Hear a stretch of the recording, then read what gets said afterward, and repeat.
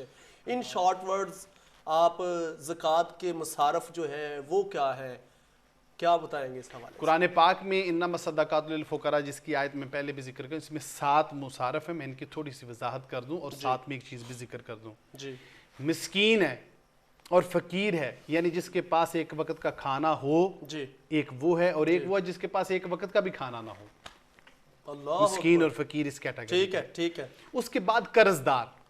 کوئی شخص قرض دار ہے, 2 طرح کے قرض دار ہیں. یا تو اس نے کسی سے قرضہ لیا ہوا ہے, جی. یا یہ ہے کہ دکان سے راشن وغیرہ لیتا ہے, یا جیل کا قیدی ہے, جرمانے کی وجہ سے چھوٹ نہیں رہا. ٹھیک ہے. ان تینوں کیٹیگریوں میں آپ پیسے دے کے اس کا قرض دور کر سکتے ہیں. ٹھیک ہے. ایک چیز. ایک یہ ہے کہ آپ کا ہی مقروض ہے اور آپ نے اسے زکوٰۃ دینی ہے. اللہ اکبر. ٹھیک ہے. جی. تو پھر آپ اسے کہہ سکتے ہیں کہ آپ جو ہے وہ میرے جو قرض ہے اس سے بری الذمہ ہے, آپ کا وہ قرض ادا ہو گیا. ٹھیک ہے, آپ نے اس کے بارے میں پریشان نہیں ہونا. تو اس میں بھی علماء نے لکھا ہے کہ زکوٰۃ ادا ہو جائے گی, لیکن محتاط کیا ہے کہ آپ اس کو پیسے پہلے وہ دیں زکوٰۃ کے, مالک بنائیں, بعد میں اسے کہیں کہ میرا قرض مجھے دے دیں. یہ سب سے اچھا طریقہ ہے. جی. جی. تیسری چیز آ گئی مسافر. مسافر سے مراد کوئی کتنا بھی شخص مالدار ہو, سفر میں مختلف مس ایپ ہو جاتے ہیں.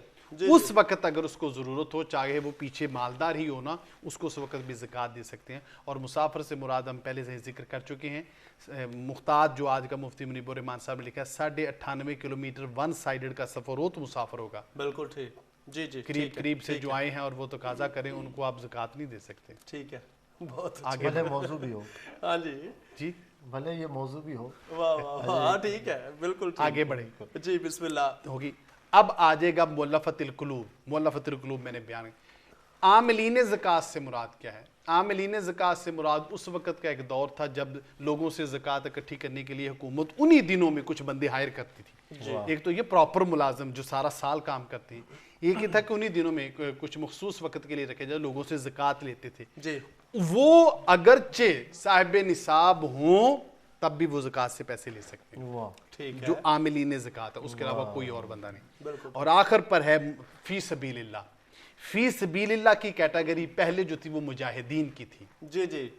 مجاہدین جو تھے ان کو اسی زکوٰۃ میں سے پیسے دیے. اچھا, یہ جو جتنے بھی مصارف ذکر کیے جا سکتے ہیں, یہ ایٹ دا اینڈ ہے کہ ان کو زکوٰۃ دیں. ایٹ دا اینڈ ہے. اچھا, ٹھیک ہے. یہ نہیں کہ ان کو دے ہی زکوٰۃ, یہ اسی کے حقدار ہیں, نہیں. جی. جی. جی. یہ ایٹ دا اینڈ ہے کہ اگر آپ کے پاس کوئی اور ویسے بجٹ نہیں تعاون کر کوئی سکتے, بجٹ نہیں ہے تو پھر اس میں سے ٹھیک ہے. ٹھیک ہے. بالکل ٹھیک. بہت اچھے. یہ ایٹ دا مجاہد. اور اسی میں بہت سارے علماء نے مطلب متواتر چلا آ رہا ہے, علماء نے فی سبیل اللہ میں علماء و مسافر جو دین پڑھنے کے لیے گھر سے نکلتے ہیں ان کو بھی آپ زکوٰۃ دے سکتے ہیں.